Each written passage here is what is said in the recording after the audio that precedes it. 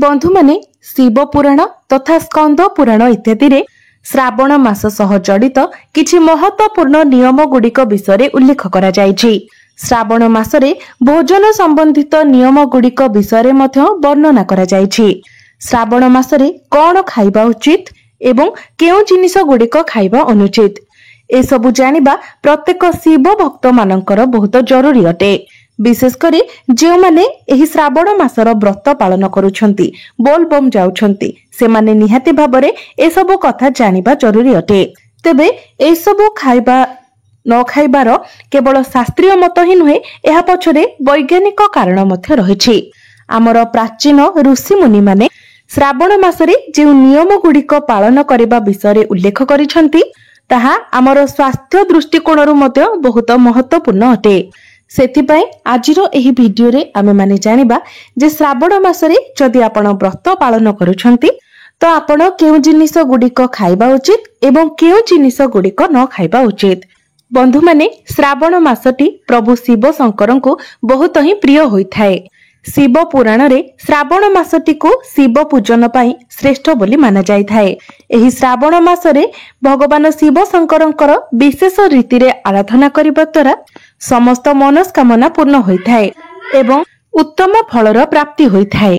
बंधु माने समस्त शिव भक्त माने एही श्रावण मासटी को बहुत ही उत्साहर सहित अपेक्षा करी रहिथांती। पृथ्वी देवी मध्य प्रभु शिव शंकर को स्वागत करबा पाई सबुजिमा भरा होई जाइथाए। बंधु माने प्रभु शिव शंकर देवता मानकर देवता अटंती। पृथ्वीर कोण कोण रे महादेवंकर वास होइथाए एवं प्रभु शिव शंकरंकर पूजा करिबार सौभाग्य केवल सौभाग्यशाली व्यक्ति मानकु ही प्राप्त होइथाए। जो माने प्रभु शिव शंकरंकर पूजार्चना करिथांती से माने बहुत ही भाग्यवान अटंती। श्रावण मासरे प्रभु शिव शंकरंकर पूजा करिबार अनेक विधि विधान रहिछि, किंतु एपरि कोनोसी भी कार्य करिबा उचित नहे जे कार्य करिबा द्वारा प्रभु शिव शंकर आपणक उपरे रुष्ट होइजिबे। जो व्यक्ति उपरे प्रभु शिव शंकर एवं मां पार्वती रुष्ट होई जाइथांती सेही व्यक्तिंक ठारू समस्त देवादेवी माने विमुख होई जाइथांती। मां लक्ष्मी मध्य एपरि गृह को त्याग करि दैथांती। तो एबे आसंतु जानि नेबा श्रावण मास सह जड़ित समस्त महत्वपूर्ण नियम गुड़िक विषय रे। तेबे ता पूर्वरु आपण माने भिडियोटी को लाइक करी चैनल टी को सब्सक्राइब करि दियंतु एवं कमेंट बॉक्स रे भक्ति एवं श्रद्धार सहित हर हर महादेव निश्चय लिखंतु। तेबे बंधु माने चलित वर्ष श्रावण मासर आरंभ 4 जुलाई शुक्रवार ठारू आरंभ हेबो। चलित वर्ष श्रावण मासरे बहुत गुड़िए शुभ संजोगर निर्माण हेउछि। सेथिपाई भक्त मानक उपरे प्रभु शिव शंकर अत्यंत प्रसन्न हेबाकु जाउछंती। तेबे चलित वर्ष श्रावण मासरे 4टी सोमवार पालन करा जिवो। श्रावण मासरे मळ मास किंबा पुरुषोत्तम मास आसीबा कारणरू आपण 4टी सोमवार व्रत। एबे आसंतु जानि नेबा श्रावण मासरे आपण केउ सब नियम गुड़िक पालन करिबा उचित। बंधु माने आजिकाली तो समस्ते बोलबम जाउछंती, श्रावण मासर व्रत पालन करुछंती, किंतु केवल सेही माने ही श्रावण मासर व्रत पालन करिबा उचित जे माने एहार कठोर नियम को पालन करि परिबे। अन्यथा व्रत करिबार कोनोसी भी फल प्राप्ति होई न थाए। जदि आपण संपूर्ण नियम गुड़िक पालन करि पारु नाहंती तेबे आपण व्रत न रखी केवल शिव पूजन करंतु। जो माने श्रावणर व्रत पालन करिथांती से माने श्रावण मासरे प्रत्येक दिन ब्रह्म मुहूर्तर उठिबा उचित। तापरे स्नान इत्यादि कार्य करी स्वच्छ वस्त्र धारण करिबा उचित। स्नान न करी खाद्य ग्रहण करिबा उचित नुहे। कोनोसी व्यक्तिंको घरे मध्य आपण अन्न ग्रहण करिबा उचित नुहे। आपण केवल कोनोसी मंदिर रे अन्न ग्रहण करि परिबे, किंतु अन्य कहार घरे आपण अन्न ग्रहण करि परिबे नाही। एपरि करिबा द्वारा व्रत खंडित होई जाय थाए। सोमवार दिन आपण ब्रह्म मुहूर्तरू उठी स्नान कार्य सारी कोनोसी नदी किंबा पुष्करिणीरू आपण सेहिटारे ही मुंड बुड़ाई स्नान करी सेहिटारू जल नै प्रभु शिवंकु अभिषेक करिबा उचित। जदि आपण मंदिर को जाई पारु नाहंती, कोनोसी भी कारणरू आपण जाई पारु नाहंती तो आपण निज घरे ही प्रभु शिव शंकरंको आराधना करि परिबे। एवं जदि आपण निज घरे शिवलिंग रखिछंती तो स्नान कार्य सारी शुद्ध वस्त्र परिधान करी आपण प्रभु शिव शंकरंको पूजा करंतु। एवं पंचामृतरे प्रभु शिव शंकरंकर अभिषेक करंतु। क्षीर, दही, गुड़, घी एवं गंगाजल मिसाई आपण प्रभु शिव शंकर को अभिषेक करंतु। एपरि करिबा द्वारा प्रभु शिव शंकर अत्यंत ही प्रसन्न होइथांती। एही दिन आपण शिवलिंगरे बेलपत्र निश्चित भाबरे अर्पण करंतु, कारण बेलपत्र ही प्रभु शिव शंकरंकर अत्यंत प्रिय होइथाय। तेबे मने रखिबे बेलपत्र चढ़ाइबार मध्य किछि विशेष नियम रहिछि।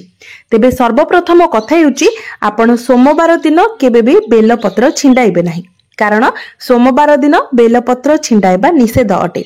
आपण सोमवार पूर्व दिन ठारू बेलपत्र तोली नैथिबे। तेबे स्नान करिबा परे ही आपण बेलपत्र तोली नेबे एवं संध्या पूर्वरु बेलपत्र तोली नेबे एवं सेही बेलपत्र को आपण भल भाबरे धोई पानी छिंची रखिदेबे, जेमिति पत्रटी सतेज रहिबो। एवं जेउ पत्र गुड़िक आपण नेबे सेही पत्र गुड़िक जेमिति संपूर्ण भाबरे निखुण रहितिबो, सेथि प्रति मध्य आपण विशेष ध्यान रखिबे। पत्रटी जेमिति केउठारु चिरी न थाए किंबा फाटी न थाए सेथि प्रति ध्यान देबे, कारण प्रभु शिव शंकर को कौनसी खंडित द्रव्य अर्पण करा जाय न थाए। तेबे मने रखिबे बेलपत्रर डेंफ गुड़िक मध्य आपण छिंडाई नेबे। छिंडाइबा समय नखर व्यवहार करिबे नाही। बेलपत्र को भल भाबरे धोई केसर किंबा चंदन रे आपण बेलपत्र उपरे ओम किंबा श्रीराम मध्य लिखि पारिबे। एवं जेतेबेले आपण बेलपत्र चढ़ाइबे तो बेलपत्रर तळ भागटी अर्थात चिकोण पटटी सबु बेले शिवलिंग उपरे रखिबे एवं बेलपत्र अर्पण करिबा समय ओम नमः शिवाय मंत्रर जप करी करी आपण बेलपत्र चढ़ाइबे। प्रथमे जलाभिषेक करिबे, तापरे आपण बेलपत्र चढ़ाइबे। जदि पारिबे तो एही सोमवार रे आपण 108टी बेलपत्र प्रभु शिव शंकर को अर्पण करिबे। जो व्यक्ति माने श्रावण मासर व्रत पालन करिथांती से माने ब्रह्मचर्य व्रतर पालन करिबा उचित। एही दिन मन सहित शरीर शुद्धिर मध्य बहुत महत्व रही थाए। व्रत करुथिबा व्यक्ति माने मास सारा संपूर्ण ब्रह्मचर्य भापरे रहिबा उचित। सात्विक भोजन आहरण करिबा सहित शारीरिक संपर्क ठारू दूरे रहिबा उचित। एहा व्यतीत मद, मांस, पियाज, रसुण कौनसी प्रकारर निशा द्रव्य ठारू मध्य दूरे रहिबा उचित। श्रावण मासरे फलाहार करबाको श्रेष्ठ माना जाय थाए। प्राचीन ऋषि मुनि मानकर अनुसारे वातावरण रे हठात करी परिवर्तन आसीबा कारणरू शरीरर पाचन शक्ति कम हो जाय थाए। एपरि परिस्थिति रे फलाहार को ही श्रेष्ठ बोली माना जाय थाए। श्रावण सोमवार व्रतरे आपण अमृत भंडा निश्चित भाबरे खाइबा उचित। एही फल को खाइबा द्वारा आपणकर पाचन क्रिया सठिक भाबरे कार्य करिथाए। तेबे मने रखिबे सोमवार व्रतरे आपण केबे भी लूणर व्यवहार करिबे नाही। केवल सोमवार व्रत ही नुहे, कौनसी भी व्रतरे लूणर प्रयोग करा जाय न थाए। एपरि करिबा द्वारा व्रत खंडन हो जाय थाए। श्रावण मासरे लाउ, बाइगण एवं टमाटो खाइबा उचित नुहे। श्रावण मासर व्रतरे आपण समस्त प्रकारर फल खाइ पारिबे, किंतु श्रावण मास व्रतरे आपण दिनरे केवल गोटिए थर ही अन्न ग्रहण करिबे। गोटिए थररु अधिक थर आपण अन्न ग्रहण करि पारिबे नाही। श्रावण मास व्रत करुथिले आपण संपूर्ण रूपे सात्विक भोजन करिबा उचित।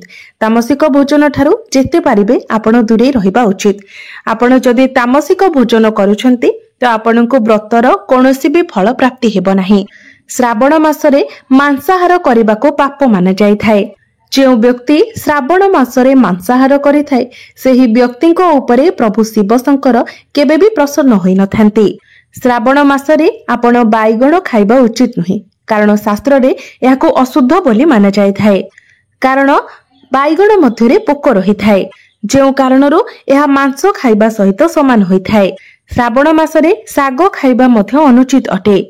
श्रावण मासरे जदि आपण व्रत पालन करूछंती तो क्षीर दही मध्य खाइबा अनुचित अटे, किंतु आपण प्रभु शिव शंकर को दुग्धाभिषेक करि पारिबे। जदि आपण प्रभु शिव शंकर को क्षीर अर्पण करूछंती तो एहा पछरे एक शास्त्रीय मत रहिछि। प्रभु शिव शंकर को क्षीर अर्पण करबा द्वारा प्रभु शिव शंकर मस्तिष्क को शीतलता मिलिथाए, किंतु एही मासरे मनुष्य पाई क्षीर हानिकारक होइथाए। एही श्रावण मासरे आपण अधिक तेल जातीय मसला जातीय खाद्य ठारू दूरे रुहंतु, कारण एपरि भोजन को तामसिक बोली माना जाय थाए। प्रभु श्रीकृष्ण कहिसेंति जो मनुष्य श्रावण मासरे पलाश पत्ररे भोजन करिथाए सेही व्यक्तिर जीवनरु दारिद्र्यतार नाश होइथाए। स्कंध पुराण अनुसारे श्रावण मासरे संध्या समय भोजन करिबा द्वारा घर को दारिद्र्यता आसीथाए। तेबे केवल श्रावण मासरे ही नुहे केबे भी आपण संध्या समय भोजन करिबा उचित नुहे। तेबे बंधु माने जदि आपण माने मध्य श्रावण मासर व्रत पालन करूछंती तो एही नियम गुड़िकर निश्चित भाବରେ पालन करंतु। जदि एपरी कठोर नियम आपण पालन करि पारु नाहंती तेबे आपण केवल ही शिव पूजन करंतु किंतु व्रत पालन करंतु नाही। कारण व्रत पालन करी नियम न मानिबा द्वारा प्रभु शिव शंकरଙ୍କ ठारू आशीर्वाद मिलिबा परिवर्ते आपण प्रभु शिव शंकरଙ୍କର क्रोधर शिकार होइथांती। जदि आपण श्रावण मासर व्रत पालन करूछंती तो मने रखिबे खटरे सेजरे केबे भी सोइबे नाही। आपण भूमि उपरे ही शयन करिबे। आपण तकियार मध्य व्यवहार करिबे नाही। एही सब नियम गुड़िक मानी जदि आपण श्रावण मासर व्रत पालन करूछंती तो निश्चित भाबरे आपणकर समस्त मनोरथ पूर्ण हेबो एवं प्रभु शिव शंकरଙ୍କର असीम कृपा मध्य आपणको प्राप्ति हेबो। तो बंधु माने मोर एही भिडियोटी जदि आपण मानकु भलो लागि थाए तो भिडियोटी को लाइक करी चैनल टी को सब्सक्राइब करि देबे एवं कमेंट बॉक्स रे भक्ति एवं श्रद्धार सहित